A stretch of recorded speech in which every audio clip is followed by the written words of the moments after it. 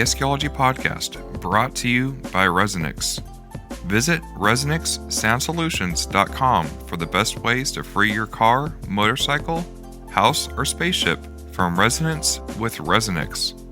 And many thanks to ResoNix for making this podcast a reality. All right, we are here with, and I'm going to let him pronounce his name so I do not mess it up. My name is Carlo. And last name? Layug. See, I can do the Carlo part. Yeah, that's fine. Yeah, I can do the Carlo part. All right, we'll stick with that. So you are from California, correct? Yes, I am from California. Where at? Daly City. Is that northern? Northern California, yeah. I understand. So we are in Birmingham, Alabama right now for the Nationals. So how many hours did it take for you to get here? It's about 2,300 plus. Miles? Miles, yeah. That's 2,338 something. just a little ways. That's fine. It was coming to finals is not on my plans. It was a sudden decision, right? Sudden change, and then my buddy was available, so we decided to let's knock it off. So you're able to have kind of share the driving down? Oh yeah. Okay. Jaward was with me, so we're kind of switching, But we were able to spend the night, regular nighttime sleep. So when we hit about 9 p.m. or 10, and then we start looking for a place for at least 8 hours of sleep, and then we start hitting the road the next day. You didn't have to go straight through? No, not really that. So we just had to at least 10 hours a day of driving. So yeah, that's a long trip. I guess to back up a little bit, what got you into car audio and competition in the first place? Actually, this car, it's actually a show car. If you see the modifications there, I got my steering wheel modified, so I'm losing my airbags and all that. Everything that you see on that screen that's popping out, just because of that, modification. So it's a car show, and I modified a lot, and then I go to car shows. And then I switch onto sound quality because, audiophiles. Love music, been in the music for when I was a kid. And then I have car stereos before, and then I got into sound quality. And then I start doing the Google stuff and all that. And then I see there's a sound quality going on here. Okay. And then I went to one of the shows, and then, I got a judge's feedback on it. And then it's like a wow moment for me. Oh, I thought my car sound good. And it was it's way off. Okay, that's where I started to, I talked to some of the competitors, and you got to change this, you got to change that. And then I started, upgrading little by little. I thought it was okay, and then I got hooked into it. So, yeah, and then I started competing. Actually, it's just my fourth year right now. Your fourth year? So did you start in Mecca with Richard, with the Popasons, or when did you start? Correct, actually with Mecca. I don't know about Mecca. I just Google it. Oh, sound quality, okay. This is kind of close to my place, all right. Then I learned about Mecca, and then the first judge who got into my car with I thought it was good sound system, it was Linda. Hey, Carlo, your car should be in the SPL because there's too much highs and bass and all that. And no. No. I was like, no, I meant to ask you. Okay, so you better start working on it, You got a lot to learn, buddy. Yeah, you got a lot of work to do here. Look at here, this and that. Your imaging was, I hear vocals in the back and all stuff. And like, oh, okay. It's pretty a good start for me. And then I realized that I really have to work on it. So what was your next steps on working on it? What did you do? Oh, yeah. I get rid of my old amps. I got Kicker before, and then I got a Pioneer single 12 in the back, and then bunch of speakers in the back of my trunk, the 6.5s. Though I got rid of those, and then I maintain my Kicker amps and the Pioneer, and then I start working on my front states. So I got into Focals, the K2s. That's where I started competing with the Focals K2s, and then I'm not saying I actually attended. This is my third year, so my first year I attended finals. I'm not expecting anything. I know. I just want to get a feel of the finals. So I was able to accomplish that one, and then the realization came in, and then I need to really step up, And then after that finals, I start putting the brakes here, and then upgrading my amps, my subs, everything on it. So I have the system for 2 years now. So on the tuning side of things, is that something that you've been working on or working on with somebody else, or how have you approached that? I actually do the tuning by myself. Okay. So what I do is when I got into SQ, I start, stuff like researching, looking for, YouTube and all stuff like that. And I look into, tuning stuff. Then constantly I've been doing that, and I start practicing myself, and the first guy that I got into SQ side, because I've seen Michael Myers. I've seen his videos, right? So, this guy, he must be a nice guy, and then he's winning, right? So he's the first guy that I really got into it. I DM Mike Myers. Hey, Mike, I wasn't disappointed, and then he gave me some advice and tuning stuff. And then asked advice to other competitors. What should I do? And then I start practicing in my car. So that's where I started. I just, Brian, he's been helping me a lot, and Robert Boyd, those guys. Brian Mitchell. Brian Mitchell, yeah.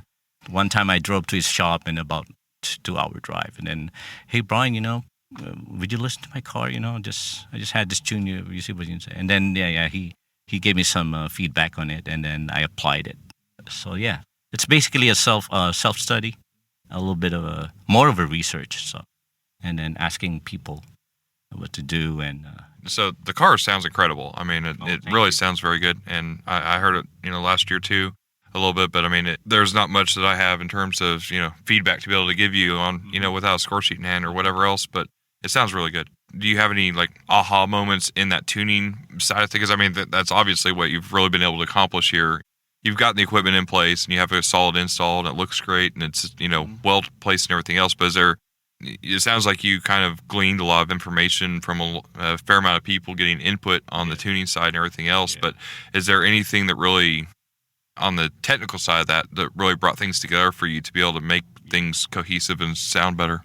Yeah, so I constantly competing, right? So ever since I started, I'm really active. On my first year competition, on my competition side, I never missed a show in California. That's pretty obsessive, because Richard does a lot of shows. I'm obsessed with that. I mean, I can drive 8 hours, just to get into the show, because my goal is to, this is the first thing that comes into my mind, I got to listen to other cars, the competition vehicles.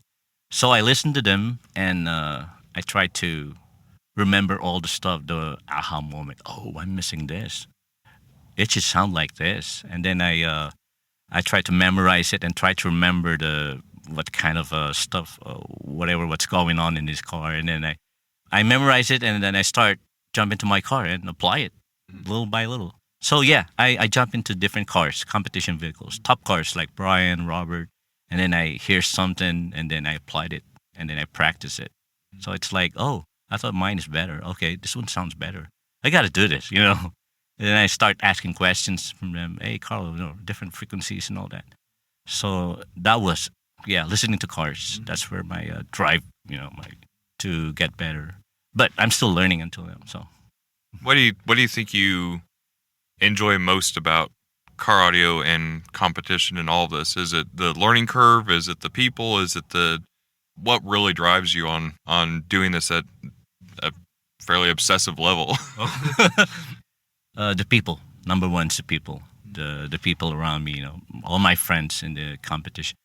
We all competing, right? That's fine, but that's just part of it. It's the people that really gives me the inspiration, the drive to learn more. I'm really enjoying it, and competition is just competition. We do have competitive side, but on the back of that, it's about the people around you. Richard, especially the California guys. Oh, we're just having fun when we go in the shows, and then comes judging and all that, and the results. We're just having fun in California. So it's about the people. Yeah. Having that shared experience, right? Like you can talk about something that you're obsessive about. It doesn't come across as crazy. Whereas when you're talking to somebody that doesn't understand it, you're just like, okay, are you done now? It's about, especially Richard and Linda. They've been like my inspiration to this, and then they keep on pushing me to get better, I'm not done yet. I mean, I'm still learning, but they are the guys. These are the guys that really drives me into this. And I'm enjoying each other's company. Sharing knowledge and asking questions. I've been constantly asking questions to make it better. So yeah, it was fun. Is there anything that you think that on the competition scene or on the shows or events or, even like finals and things like this, or the organizations or anything that you see from your angle being relatively new in it and also progressing as far as you have, do you see on the event level any ways that we could, as an industry or as a collective, do things better to make it more enjoyable for everybody, or any feedback that you have that you've gotten from others in that regard as far as how we can take what we're doing and make it better on our end, like what you're doing and making your system better in the process, make the events themselves or what we're doing at the competition level better for those involved to enjoy it more? Basically, I think we need more people to get into it. Us, competitors, right? We should be a good example to others. We have to introduce to them how car audio is, what makes it different to other, because, it's a car. The environment's really, it's really bad, Right. We have to make it sound as if we were, So yeah, I think the influence, I try to encourage other people to get into it. But if you're in the music, right? So it's kind of a starting point for you. So I want the influence, and hopefully more teams coming up. No bias or whatever. As long as as long as your car is playing music, it should be okay. Influence with get others involved in it. Getting more shows. Like the money rounds.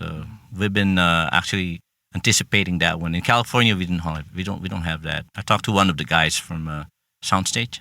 So I was looking at California, and then they don't have it. I hope we can more exposure in California on the West Coast, the money round stuff. I haven't done money round so far, so. You have to get you out to Aggieland one of these days. Like 2 years ago, Robert was. I was talking to Robert Boyd, and then why don't you come, man? My car's not ready for that. You're doing good, because last year I was. Yeah, the system doing well. You do well. You're okay, man. You can join that. Oh, I'm not ready yet. It's like finals. Come on, is it okay? I'll think about it.